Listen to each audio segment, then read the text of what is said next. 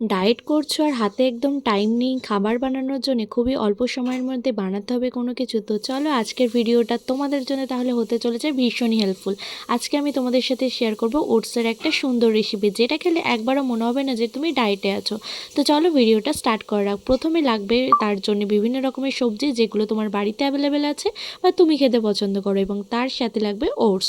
তো আমি প্রথমে যা যা সবজি আমার বাড়িতে অ্যাভেলেবেল ছিল আমি সব রকম সবজি নিয়ে হালকা সামান্য তেল গরম করে তার মধ্যে সবজি আর একটু লবণ দিয়ে হালকা করে ভেজে নিয়েছি, যেটা সবুজ ভাবটা যেন না যায়। তারপর ওর মধ্যে কড়াইয়ের মধ্যে আবার সামান্য একটু তেল বা বাটার দিয়ে তার মধ্যে পেঁয়াজ, লঙ্কা, টমেটো দিয়ে হালকা করে ভেজে নিয়ে তার সাথে দিয়ে দিয়েছি ভাজা সবজিগুলো, এবং তারপর ওর মধ্যে হলুদ দিয়ে আর যে ওটসটা নিয়েছিলাম সেই ওটসটা দিয়ে ভালো করে নাড়াচাড়া করে জল দিয়েই নামিয়ে নিলে রেডি আমাদের ওটসের একটা সুন্দর রেসিপি, যেটা তুমি সকালে ব্রেকফাস্টে বা লাঞ্চে বা ডিনারে যে কোনো টাইমে খেতে পারো, এবং খেতেও ভীষণ টেস্ট হয়। আশা করি তোমাদের ভিডিওটা দেখতে খুব ভালো লাগলে অবশ্যই একটা লাইক করে দিও, আর এরকম ভিডিও দেখার জন্য আমার চ্যানেলটিকে অবশ্যই সাবস্ক্রাইব করে রেখো।